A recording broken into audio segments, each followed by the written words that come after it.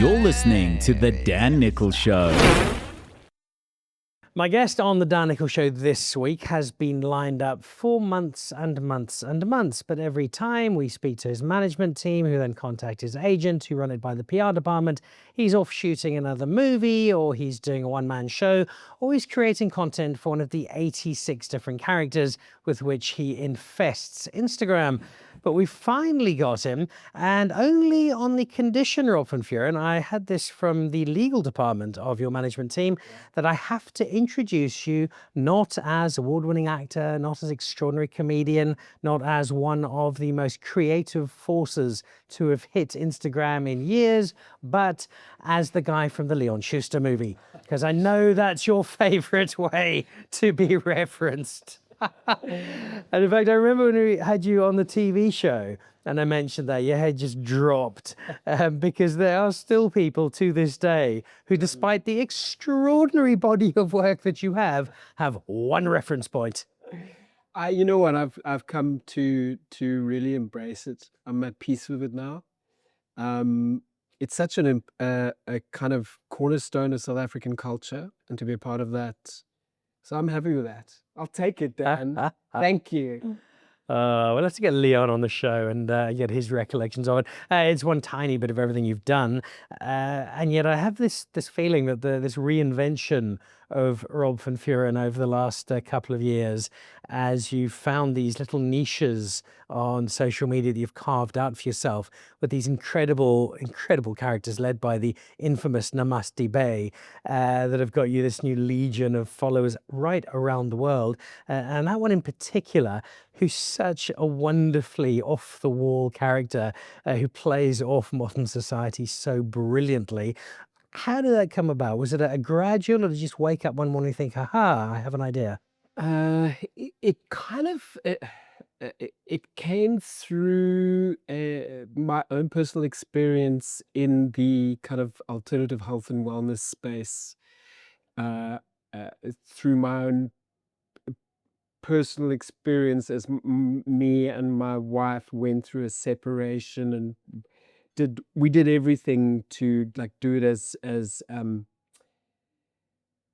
lovingly and as beautifully as possible. So we dipped our toes into the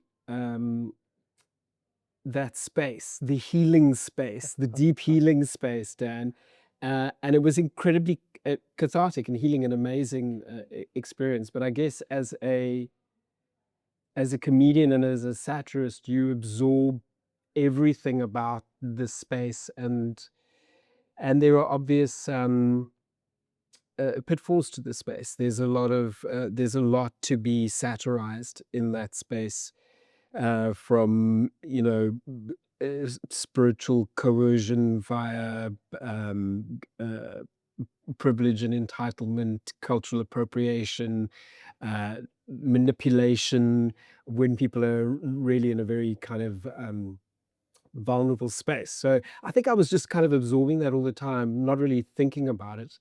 And then one day, kind of 2 years after that, I think it was that long, I was trying to promote one of my stand-up shows, and I got tired of speaking into the camera as myself. And so this voice came out, this character speaking a little about the ayahuasca reference in my show, and filmed this short little video, went for a swim in my favorite little swimming spot, and I came out and the views were Off the charts. off the charts. Like, I had never seen anything like this before. I was like, what? So I did the voice again, same thing.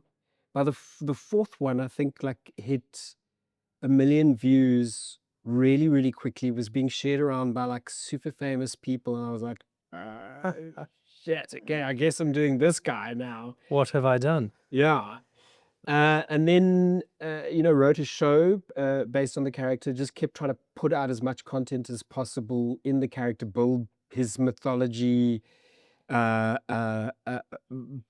build as much of him as possible. Then I guess I got to the point where I felt kind of oversaturated with Namaste Bae and the demand on that. I was like, I need to have some other characters to play with as well, to also just kind of ease the load on on poor old Namaste because he had to just like keep putting stuff out there.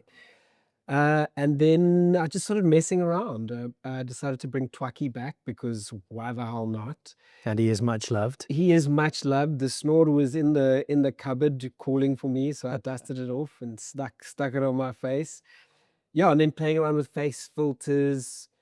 And it's been an interesting space for just kind of playfulness, not editing myself too much, just allowing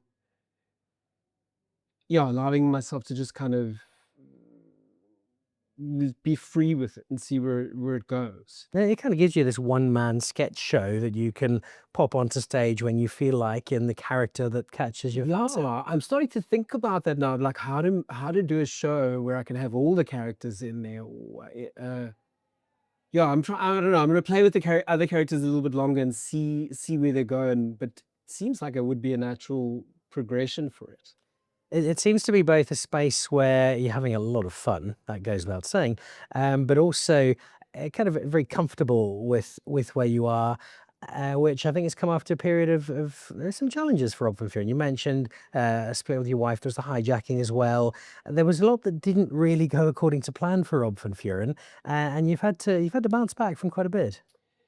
Yeah, I guess. I think we've all been through challenges over the last couple of years, and I think that's a common theme of people kind of rebuilding, reassessing, uh, picking oneself up again.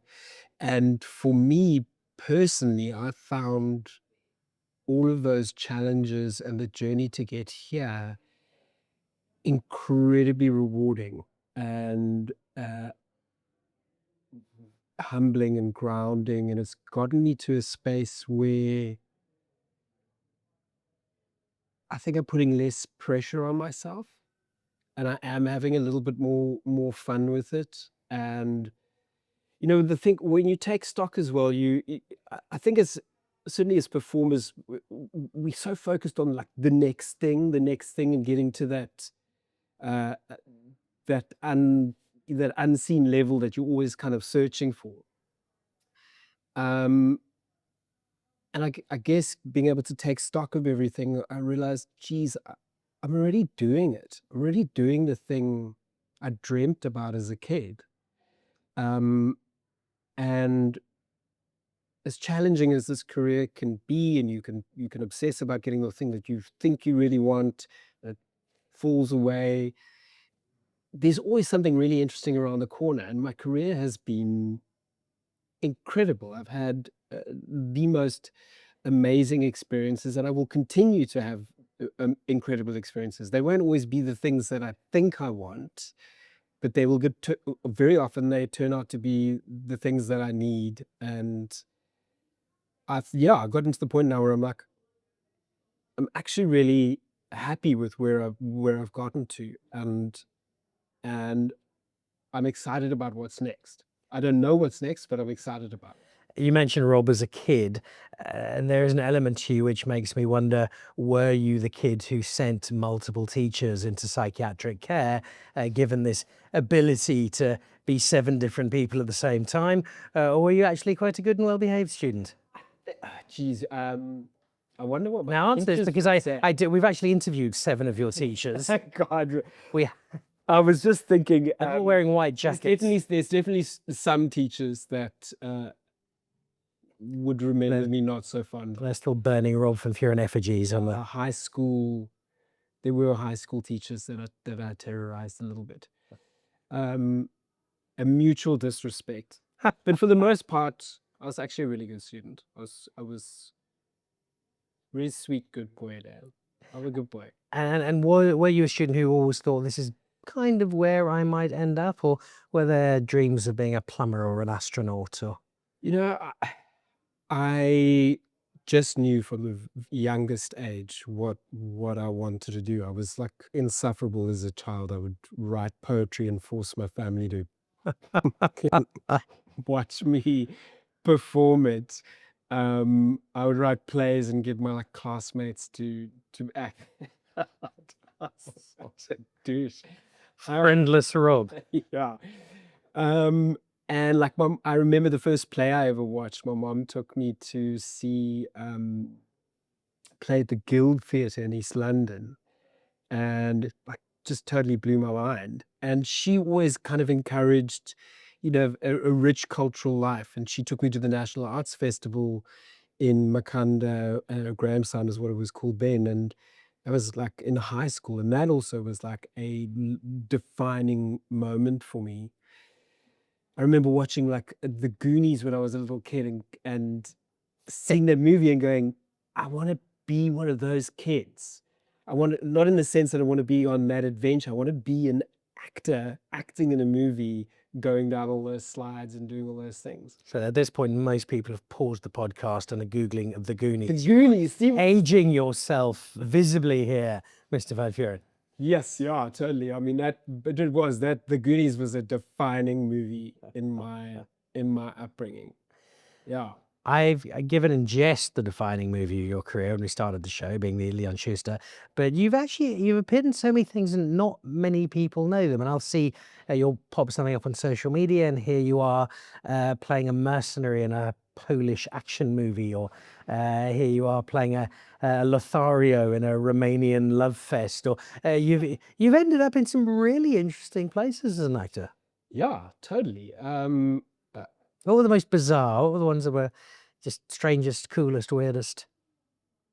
Geez, there's so many. I got to perform at Madiba's 95th birthday celebration in Kunu, which was a fascinating, incredibly humbling, amazing experience.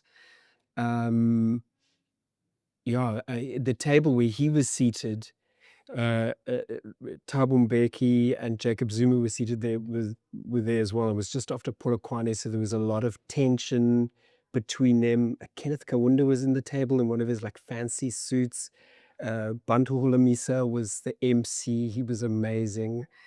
And I was part of a company that was doing like a tale of his life in 3 acts divided between all the different speeches and things. And I was, of course, playing the white people In their entirety. in their entirety in this. You were the 8,000 prison guards who all tried to help him escape. Exactly. No, I was the opposite of that. And the schedule all shifted out, and the show, we never got to do the 3rd act, which was, him being freed, and the show ended on this end of the 2nd act, which was me as all the white guys putting him in jail, and like, so that was a bizarre experience, but amazing. I remember my first close-up in a film was just like that, the camera being right there and just going, oh, this is that thing I dreamed about as a kid. It's actually happening now. And then like suddenly I'm doing a scene with Jodie Foster. Like a small part, I'm a guard at Guantanamo Bay or whatever, but I'm doing lines with Jodie Foster. And then you acted with her afterwards. It was wild, me and Jodie. Yeah, like really amazing experiences. I got off the back of Namaste Bay. I got I got a call from a Mexican director who wanted to cast me in this pilot that he was shooting in Finland, in Helsinki. That was like a month after Namaste Bay went viral, and then suddenly I was flying to Helsinki to shoot this pilot with this cast of really incredible international actors who were all like looking at me going, who is this guy? Who are you? And I'm like, I'm on Instagram. Yeah, I think the role, you and I have a similar challenge at times, where my daughter often tells me that she doesn't know what to tell her friends what her daddy actually does, because pigeonholing is quite difficult. I think for you, if I were to give you a title, it would be Creative Soldier of Fortune, because you've gone out and you've taken on all of these different creative battlefronts and made them your own. I love that, a creative soldier of fortune. Dan, I love it. Pop that on the business card. That is so rad. Yeah, I guess. I think I'd get bored if I was stuck doing one particular aspect of I'm it. exactly the same. Yeah. So and That's why I have to do the modelling and the figure skating. Otherwise, it just gets too one-dimensional. you're so gifted at it. Well, this as is well. true. You know, you're a natural. You have to share your gift with the world. But like, I'm sure, like with you, with everything that you do, it all, even though it kind of spins off in different directions, it all comes back to the same kind of core thing, which is you and your interests and your skill set and your. So yeah, it all comes back to that for me, and I love that I get to do different kinds of things. I love that I get to do stand up, do character comedy, but then also do serious theater or film, television, or do voice work for animated stuff, get to write a lot, direct stuff. But it all comes back to the same skill set, which I guess is storytelling and the different ways in which a story can unfold in the different mediums, and I don't know. You, Now. you are indeed. Most of this will be cut by the time we're done. Oh, geez, I'm so boring to listen to. You know when you listen to yourself speaking and you're like, shut up. Oh, no.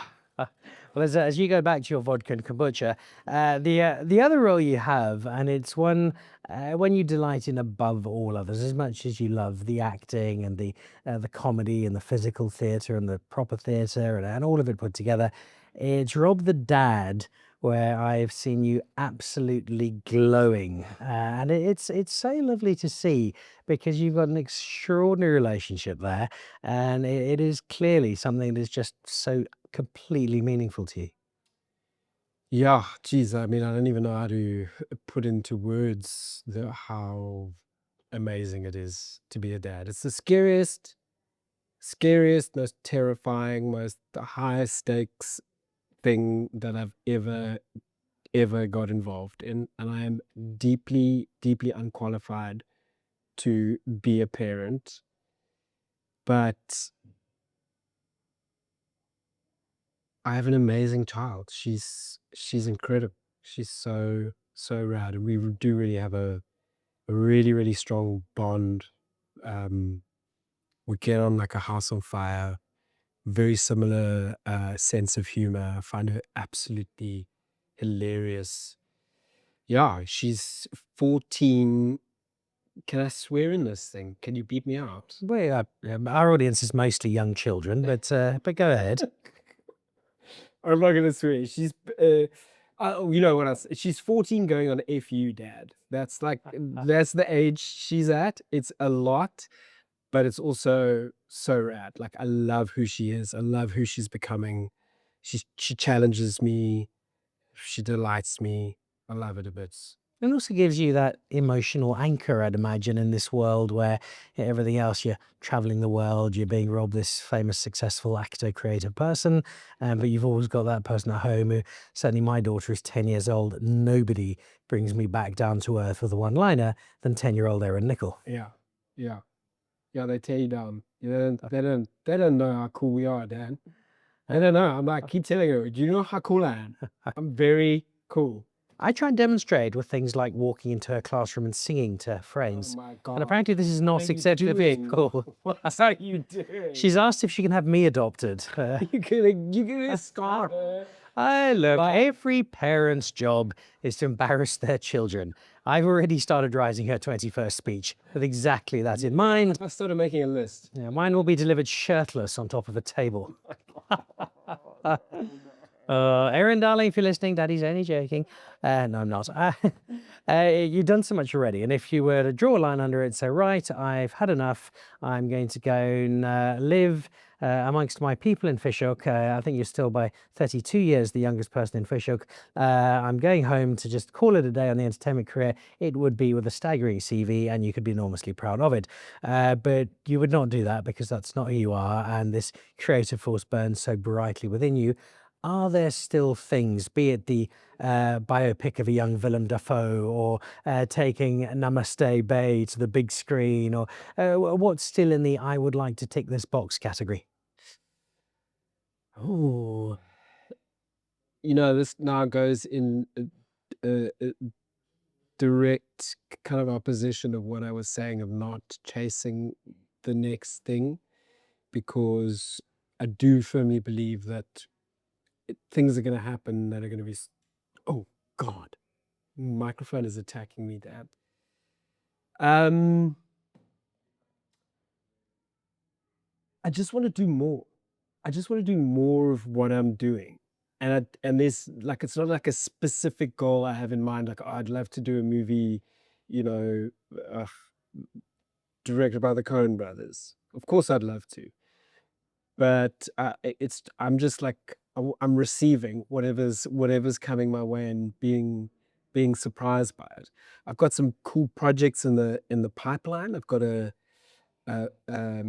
This is the stage where you tell me that you've got 8 Netflix movies coming up, but you can't tell me about any of them because you've got all these NDAs. Every single actor or alleged actor who comes on any of my shows does exactly the same thing. How easy is it to say? It's brilliant. I mean, this is really big, but I got 3 Disney Plus projects. Big can't actors. say anything about it. Yeah, I've got a lot. And then 4 weeks later, I'm giving you change at a traffic light again. Exactly.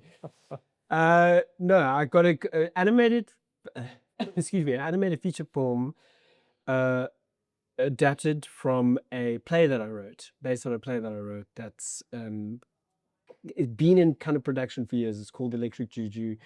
We've made an interesting connection with. Does this involve Mr. Malema going to an ESCOM plant? No, Therefore, right, got that one mixed up.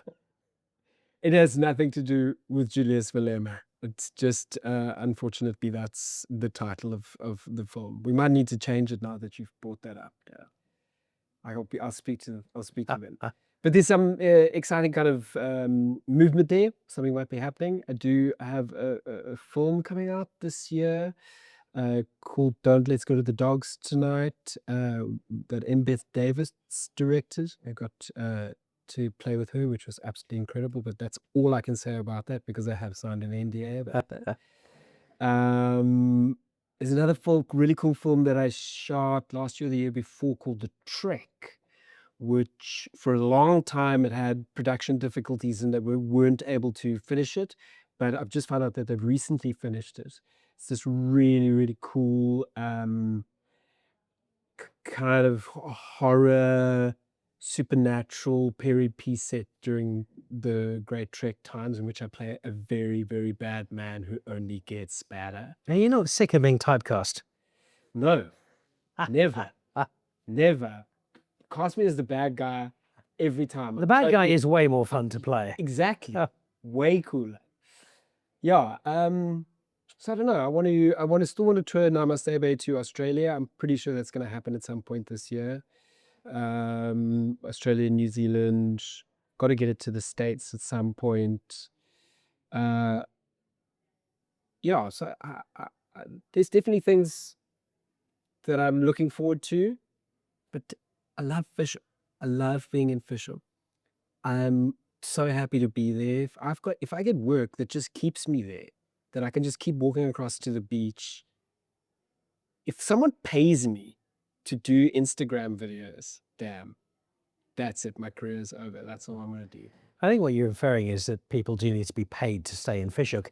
I think that's what it comes down to. Look, we have a link there because, as I think we've chatted before, my Christmas childhood memories are mostly of Clovelly and of Fishhook Beach, and of AP Jones and the world's greatest supply of flat-fronted, elastic-waisted trousers. They're still there. I think the same pairs are still there in various shades of beige. Mr. Bing, hope you are well. I have great memories of Fishhook. When you grew up in rural Zimbabwe, Fishhook was Las Vegas meets Tokyo. Now it's a place where the shop windows are bifocal and everything happens at a fairly sedate pace. There's a shop on the main road called the Emergency Happiness Store. And that is one of the reasons why I love Fishhook. Well, look, they claim to you along with Matthew Booth. Yes. And there was one of the breakfast radio presenters, the DJ Roger Good. Roger Good. I think you are the trio of superstardom that has emerged from Fishhook. Famous people. Along, of course, with Helen, my mother. So there's the quartet. People still talk about your mother. Unfortunately, they do.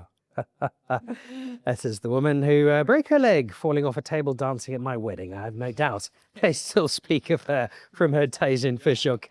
as they still speak of, and it's a testament as we wrap up, sadly, and we'll do this again soon, but not just the scale of the body of the work you've done, but the ability to jump chameleon-like into so many spaces, that just as some people will forevermore, I fear, remember you as the man from the Leon Schuster movie, so there are the people who remember you as Twaki, and that was my first interaction with you. The guys who've just been to your regular stand-up, the guys who've discovered Namaste Bay, or the paddle playing Banterbut, or your poet, or Gollum, and that was great. So many people thought you used makeup.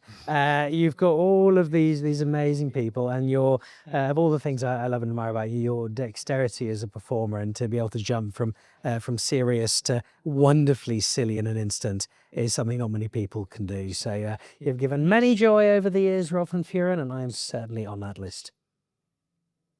Dan Nicholl. What a beautiful way to end the interview with this amazing compliment. Thank you. It was on the same sheet of paper I got from your legal team with the please introduce him from the Leon Schuster movie. Dan, do you know how long it took me to write that? It was going so well. We shall edit that out. You delivered it so beautifully. It was the 12th take. Rob van Vuuren, I did mean all that with great sincerity, and I know that there's going to be many more cool experiences to have. And my only request in closing, I've done some pretty amazing things myself. Yes, you might have shared scenes with Jodie Foster and been flown to Helsinki on a plane via Mexico that probably had a large consignment of stuff in the hold that was the real reason this alleged movie was made. But I once appeared in the role of the conductor in the music video for Kurt Darren's Sturmtrain, which I think jettisons me into a stratosphere with which you are not yet familiar. However, missing on my CV, a voice on an animated movie. So the equivalent of sleeping man at bus stop, a minor role in an animated movie, and you'll allow me to complete one of my movie dreams, Rob van Vuuren. Got done. Totally done. Fantastic. I have worked with Kurt twice before though as well. So I beat you on that point as well. Well, I know Kurt is listening. In fact, he's coming up on the show in the coming months. Is he? We'll discuss both of his songs. I love you, Kurt. Which I'm lucky for. I love you, Kurt. Are you really in that video? I am indeed. The train conductor. I am indeed. I am going to watch it. I want you to WhatsApp me an honest 1 minute long video review of my performance. I cannot wait. Was I'm I going to one watch with it that? while I'm driving home now to Fishhook, and I'm going to then review it to you before I even get to Fishhook. This is how excited I am. It was a 6-second performance, a length of which I fear my wife is wearily familiar. But watch it and let me know what you thought. I will. I can't wait. On that note of thespian brilliance, my very special guest today. He's a wonderful man with many wonderful things to come, although most of the movies he laid claim to are not actually being made. It's Rob van Vuuren. Thank you for having me. You're listening to The Dan Nicholl Show.